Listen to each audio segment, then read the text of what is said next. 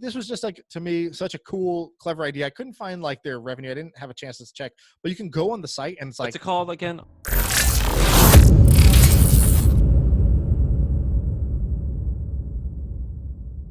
so I've been trying to find what are these deductions? How do they work? Do I qualify? Now, interesting market that I saw. So my father-in-law was like, yeah, with solar, I was like, I don't own a building. He's like, yeah, if you own real estate, you can depreciate the real estate. You can do solar. I was like, I don't own a building. So what do you want me to do here? He's like, well, technically you could buy the solar for another building and lease it to them.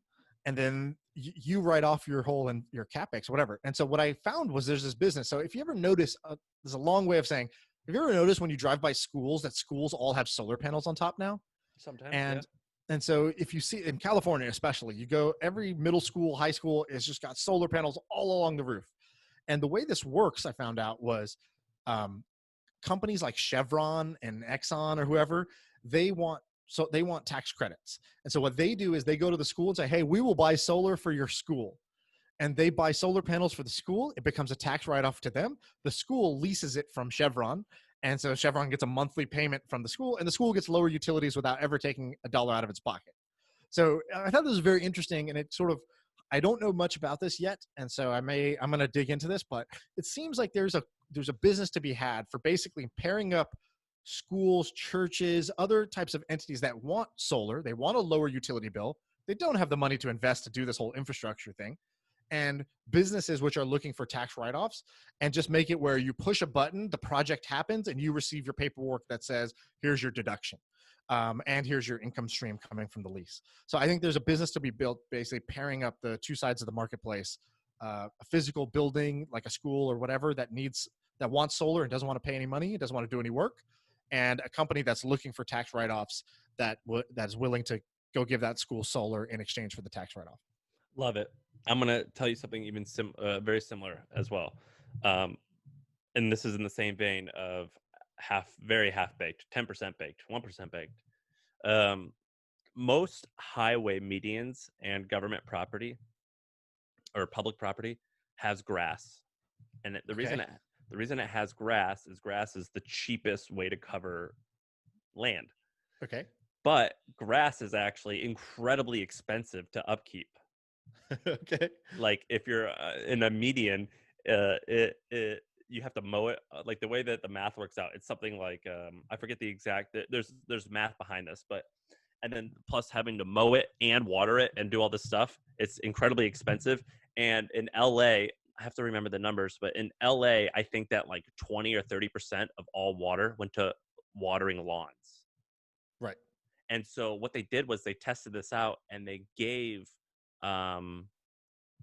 turf to their residents. They just gave it away. They go, here, right, we'll do it for you. Yeah. And it reduced water usage a significant amount. And I started thinking about it. I'm like, that's kind of interesting.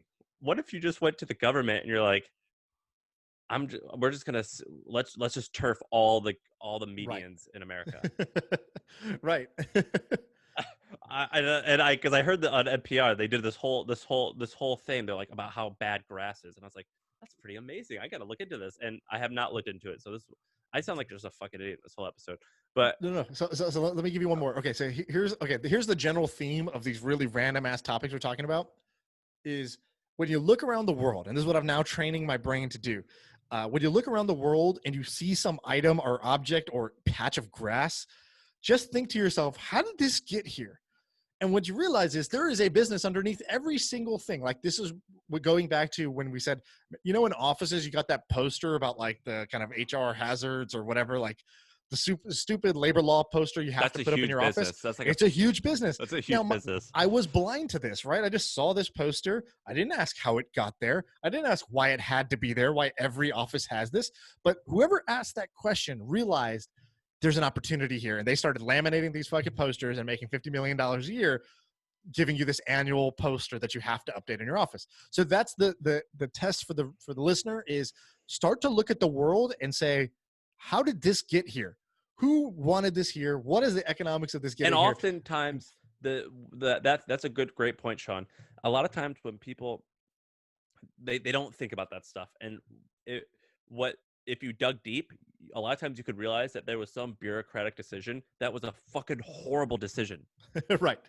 Yeah, and there could And be opportunity. It could be a totally a broken ton of system. opportunity. So Now, a lot of times here's there is like another a one. scrappy entrepreneur who comes up with something cool like that sign business. Other times it's like, well, why did you guys decide to like make the screws 5 inches instead of 6 inches? It's like, because like the 6 on the keyboard was worn out. Right. All right. So here's another example of these like hidden in plain sight businesses. All right. You go to an airport, you take a flight, you go to the baggage claim. Okay, cool. Nine times out of 10, your bag's there. Now the other 10 times out of 100 or whatever, your bag is lost and they recover it, but there still ends up being this 0.3% of luggage that's never claimed. And Is it it's 0.3? Is that the number? 0.3. So it goes to 99.7% of luggage, I believe, gets claimed. And so 0.3% of luggage is just unclaimed baggage. So I saw this business called Unclaimed Baggage. What they have done is they went and they partnered with every airline and they I've said, seen hey, that too. we will take the unclaimed baggage because they have some protocol. Like, I don't know what it is. Like after 21 days, if no one claims it, now we're just stuck with this shit. And somebody was like, hey, that's not shit. That's a suitcase and that's some stuff inside. And Yes. so they were like, have you seen the 60 Minutes episode on this? It was like a I have 2-part not. series. No, Are they based what in is he? Alabama, Birmingham, Alabama, I believe? They're based somewhere random. It's they have a physical store in where is he at? Alabama, Scottsboro, Alabama. Yeah, I know this company well. I love it. So you can go to their website, unclaimedbaggage.com. It's their thing says the nation's only retailer of lost luggage. That caught my eye. Anytime you say only, that means I locked up an exclusive on this shit. I'm so happy that I can be the only player, which means I'm going to extract a lot of value here. So what they do is they donate a bunch of stuff that they get in the bags to charities. Cool. There's a feel good component to this. They take orphaned bags and they recycle them, they sell them, or they donate them. And those three combined or a business. And so this was just like, to me, such a cool, clever idea. I couldn't find like their revenue. I didn't have a chance to check, but you can go on the site and it's like, What's it called again? Unclaimed. Unclaimed Bag. It's like, you'll buy this. There's a Rolling Stones collector's limited edition leather motorcycle jacket for $500 up for auction on this thing. What's it called? Unclaimed baggage? Unclaimedbaggage.com. Well, we could find this out. I remember 60 Minutes did a big like expose on the a while ago, and it was like, they have like tens of thousands of square footage. Right. Yeah. They have a huge facility there. The other one that's like this, which I think is more popular, people know about this more, is the group that takes you go to a hotel, you use, 2 squirts of shampoo out of the mini bottle, and now there's still 3 squirts left. And then you check out and they don't want to give that half empty bottle to the next guest. So they ditch it. And so some guy was like, whoa, that's a lot of waste of plastic and shampoo. And so someone started going into hotels and partner and said, I will take all your used shampoo bottles, conditioner bottles, body wash, whatever. And so they built a huge business just recycling this stuff. I love that. They take it, they reuse the goods, they donate certain things to charity.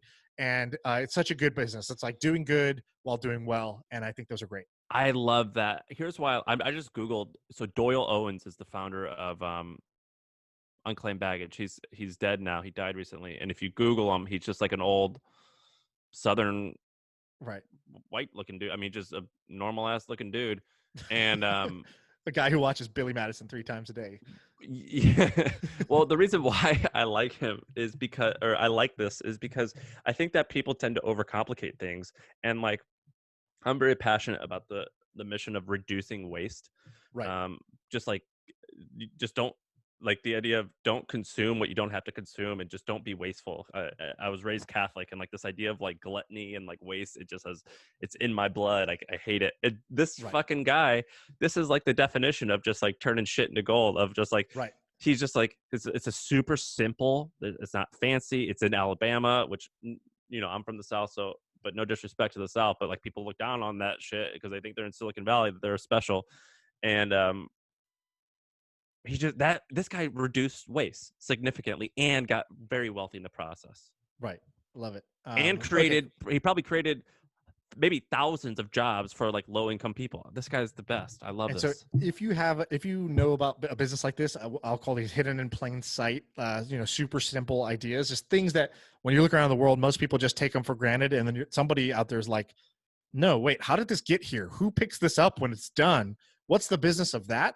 Tweet those at me. I want to know what other businesses are like this out there. Did you make collecting that, them. did you make that term up in Hidden plain in plain sight? No, I think they use that term for like serial killers that are just in society. So like, Great. that's where I've heard it. It's like for criminals in some way, but I don't know. Yeah, it's a phrase. Dude, Doyle Owens is this guy's name who started Unclaimed Baggage. I love this guy. Doyle, I hope you listen to this. He's I'm dead. sorry I said you. Oh no. Oh He's no. dead. I'm looking at his obituary. Well, He's dead. damn. This Okay, guy's well, fucking awesome. rest in No one peace. go into this market. I want this family to be. I love this family. 3 seconds of silence for Doyle. Fucking. There's a big New York Times. I got to cover this on The Hustle. This is a super interesting story. An example of this that you guys covered on The Hustle is the mannequin lady in Oakland, who takes, I guess either used or damaged mannequins out of stores. Because again, what are you going to do with this hunk of plastic? Like, who needs this mannequin? And she's just got a warehouse of mannequins and then ships them out and makes a killing. So that's another example of these. Oh, like these are parts of the world that you didn't realize are businesses.